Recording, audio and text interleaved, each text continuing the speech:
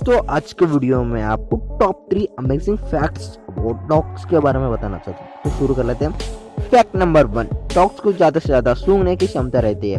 उनको एक सपोज के लिए एक चीज़ उधर पड़ चुके हैं बोले तो उनको ज़्यादा से ज़्यादा सूंघकर वो कहाँ है बोलकर वो ढूंढने की क्षमता रहती है। फैक्ट नंबर 2, हमारे नॉर्मल कान रहते देखो उससे 5 गुना बड़ा मतलब बढ़ाते हुए उन्हें ज़्यादा से ज़्यादा सुन सकते हैं कौन से डॉग्स।